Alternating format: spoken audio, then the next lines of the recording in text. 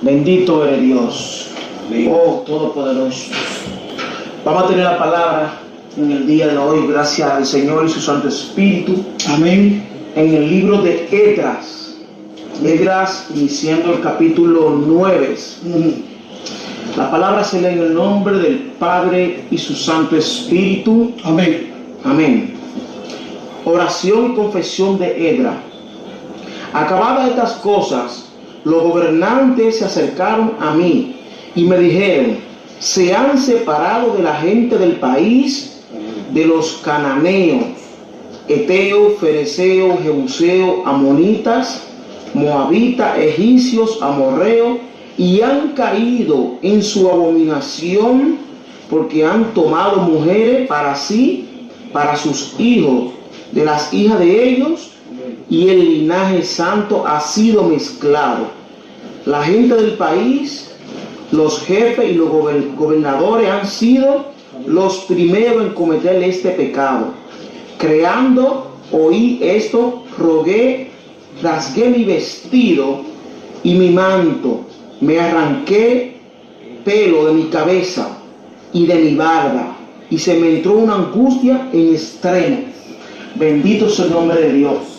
Aquí la palabra nos relata de que cuando Esdras se da cuenta del pecado mortal que han cometido los hijos de Israel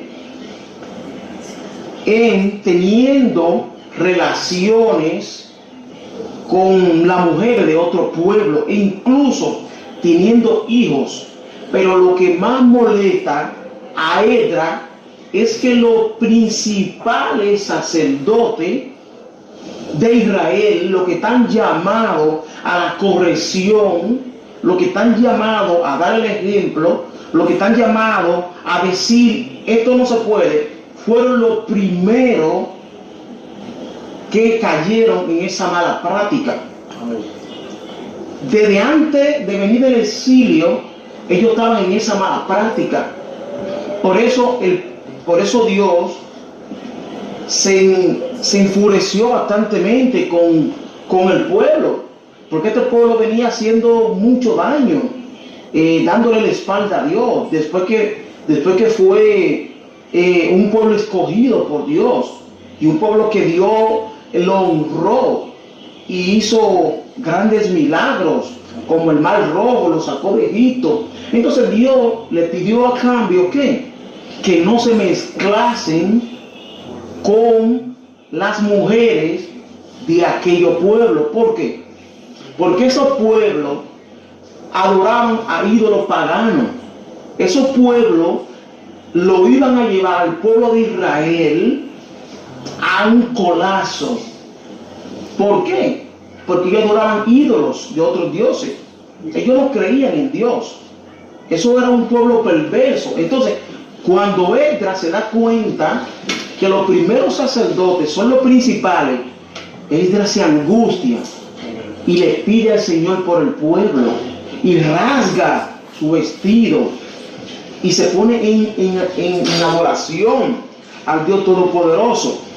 Entonces, estamos viendo en el capítulo 10 la opción que se le busca la solución al conflicto, y es de expulsar a las mujeres del pueblo de Israel.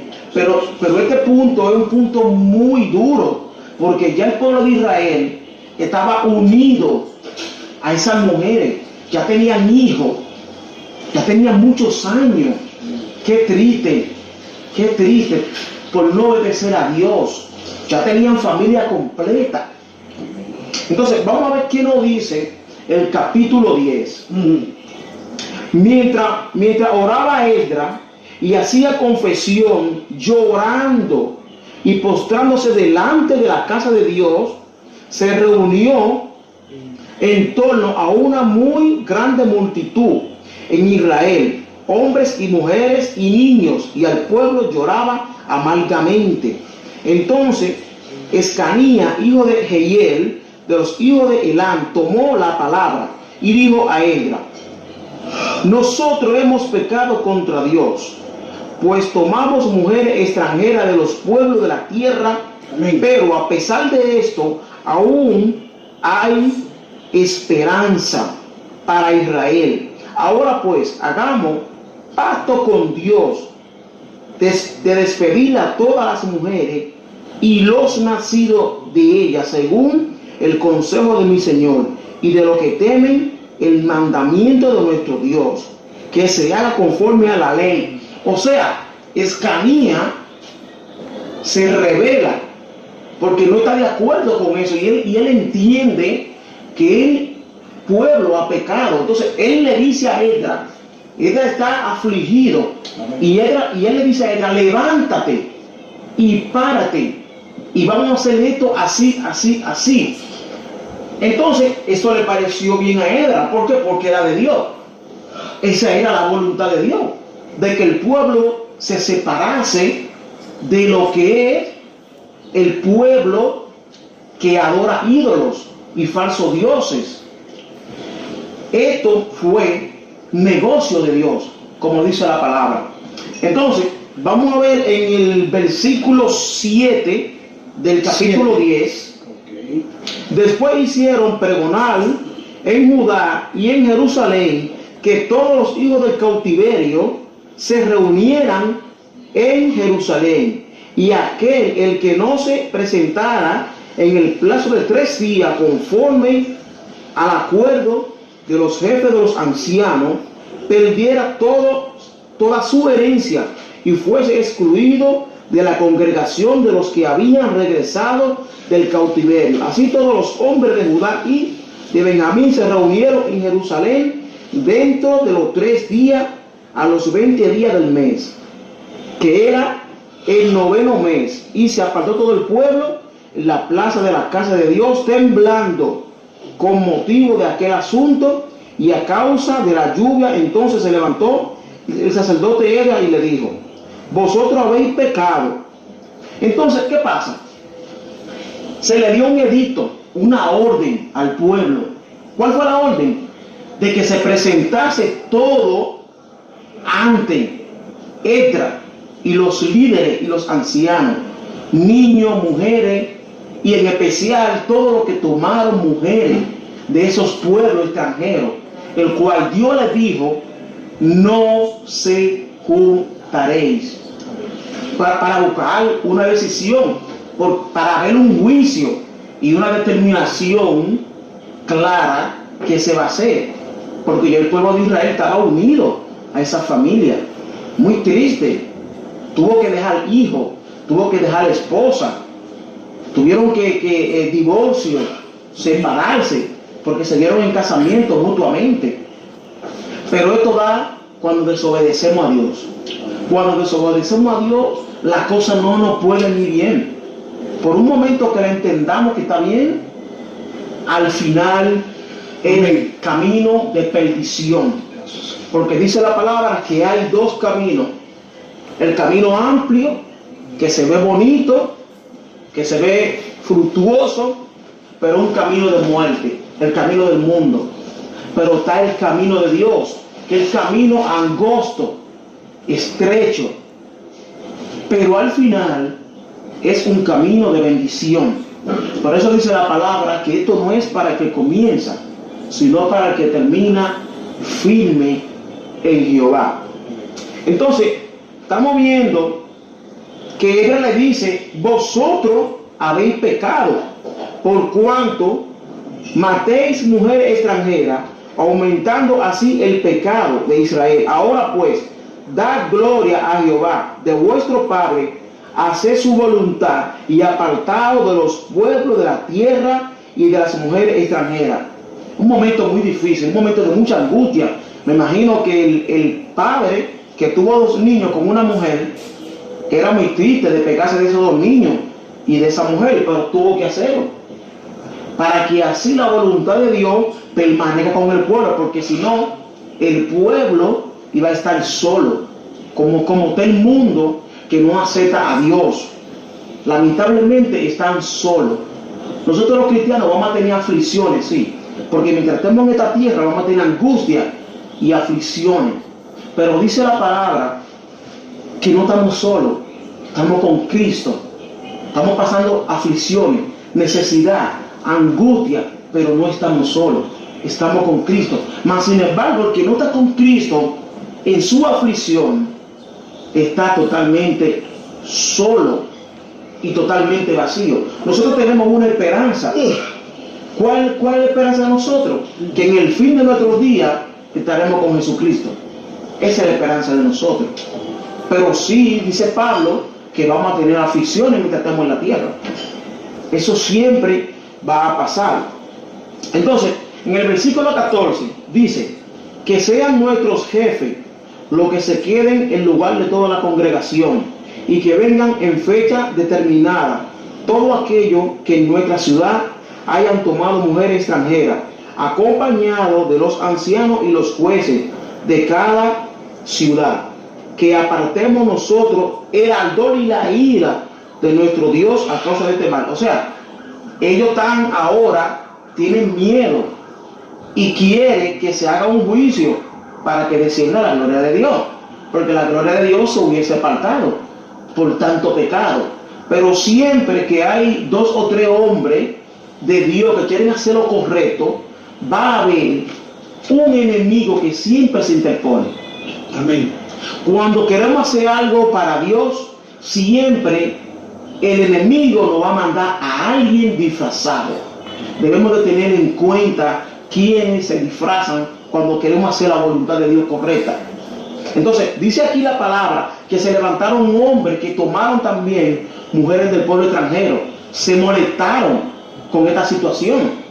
Al no querer dejar ir a mujeres, al no querer dejar ir a los hijos de esas mujeres, se molestaron.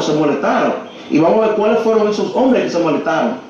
Esos hombres fueron Jonatán, hijo de Asael, Jaziel, hijo de Tibla.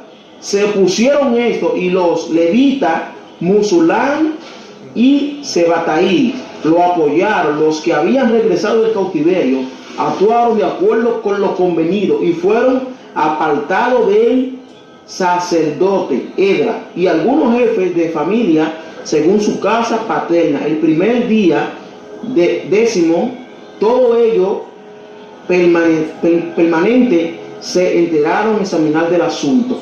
O sea, que hubo levitas también, hubo sacerdotes, hubieron de todos los calibres que incluyeron en esta mala práctica. La gloria sea de Dios.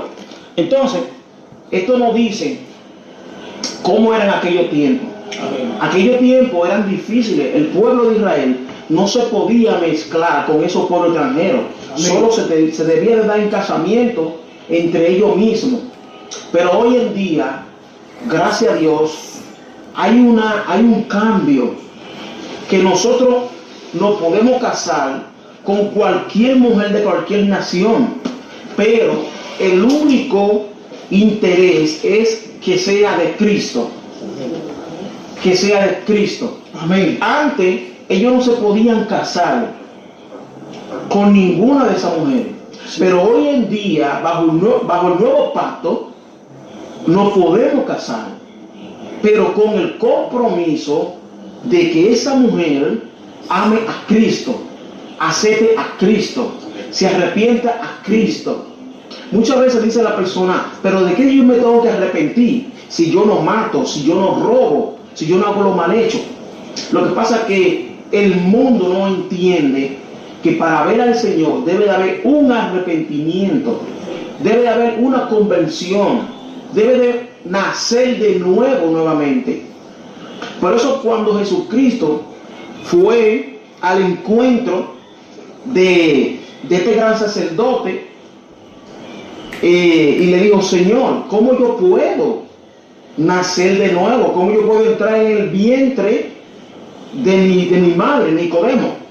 Entonces, el Nicodemo no entendió que nacer de nuevo era tener un arrepentimiento, tener una conversión nuevamente y ser bautizado en agua y luego ser bautizado en el Espíritu Santo. Entonces, esta palabra es muy importante. Dios nos da la libertad para que nos casemos, Pero lo más importante es que esa persona sea de Cristo. ¿Para qué? Para que ese matrimonio sea totalmente lleno de amor, lleno de paz, lleno de mansedumbre, lleno de benignidad y lleno de gloria. Porque lo que Dios da, Dios lo da bueno. Dios no nos va a dar nada para después nosotros tenemos que lamentarnos y arrepentirnos, sino Dios nos da lo que es bueno y lo que dura, lo duradero, lo que persevera. Entonces, en este día, amado hermano, les exhorto, tanto para mí, porque cuando predicamos la palabra nos debemos de predicar nosotros mismos, porque hoy en día solo queremos predicar al otro, o sea, como que el otro es el que falla, como que el otro es el que escucha. No. La palabra nos la tenemos que predicar primeramente nosotros mismos. Amén. Porque no hacemos nada con nosotros, da el mensaje y no toma el mensaje para nosotros mismos. Corregir y no corregirlo nosotros mismos. O corregir y no querer el que seamos corregidos. Por eso, la palabra es clara y es para todo. Amén. Dios no hace excepción de personas. Dios no tiene hombres favoritos. Dios no tiene a nadie como excepción de personas. Por eso muchas veces habemos personas que tenemos el dominio y el control del escenario, de las emociones, de las prédicas, pero el Espíritu Santo no está con nosotros. ¿Por qué? Porque estamos en pecado y ya lo que tenemos es la práctica grabada en nuestra memoria, la prédica, las palabras, la influencia, el escenario ya lo tenemos en la mano a la perfección, pero el Espíritu Santo no está con nosotros. Amén. Es bien peligroso eso. Lo importante es que donde quiera que estemos, el Espíritu Santo esté con nosotros, que estemos en una total adoración a Dios, una adoración continua, porque la palabra de Dios tiene que ser honesta, tanto con nosotros como la que la escuchan, porque la palabra de Dios es amor, es vida y redarguye tanto al que le expresa, tanto como al que le escucha. Y cuando suceden los milagros, ese don es de Dios, porque Dios usa a quien Él quiere, como Él quiere y cuando Él quiere. Esto no es del hombre, esto es de Dios. Dios es que utiliza al hombre para el propósito. El hombre simplemente somos un vaso, solamente somos un vaso, somos un canal para el propósito. Por eso cuando Moisés, el pueblo de Israel, no tenía agua, ese pueblo se molestó y quería apedrear a Moisés a causa de que el pueblo no tenía agua. Algunos maldijeron, dijeron, ¿por qué no nos dejaron en Egipto? Dios nos trajo para acá a morir de sed. Entonces Moisés se postró ante Jehová y le dijo, Señor, este pueblo necesita agua, este pueblo me quiere apedrear, me quiere matar, porque dice que tú lo sacaste de Egipto para que muera en el desierto. Entonces Jehová le dio un mandamiento a Moisés. Le dijo, toma la vara que tiene en la mano, háblale a la peña. Pero entonces Moisés se airó. La ira es peligrosa. ¿Por qué se airó? Porque el pueblo era un pueblo malagradecido, un pueblo deshonesto, un pueblo desleal, que aún viendo todo lo que Dios hizo, como quiera, hablaba mal de Dios. Entonces Moisés, en vez de hablarle a la peña para que dé agua en el nombre de Jesús, Moisés lo que se airó, se molestó y le dio un garrotazo a la peña, porque cuando Dios dice que un milagro se va a dar, aunque nosotros estemos mal, aunque el ministro que esté ministrando la palabra esté en pecado, esté incorrecto, el milagro se va a dar. porque Dios no se retrata. Si Dios dice esto va a ser, esto va a ser, no importa a quién Él utilice. Si recordamos que Dios utilizó a la burra cuando Balaam, ahora un hombre en pecado. Entonces, ¿qué sucede? La peña dio agua, el pueblo se sació, todos bebieron, pero Moisés pecó ante los ojos de Dios. Pero ¿quién llevó el pueblo hacia la tierra prometida? Josué. Josué fue un hombre íntegro, intachable y recto ante los ojos de Jehová. Pero Moisés se arrepintió y Dios lo restauró y fue salvo y está en el cielo y algún día lo veremos. Por eso tenemos que portarnos bien, orar, escudriñar la palabra, ayunar, apartarnos del pecado, dejarnos guiar por Dios para que algún día nos juntemos con Él. Damos gracias, Señor, por esta palabra. Vamos a orar para despedir. Te damos gracias, Señor,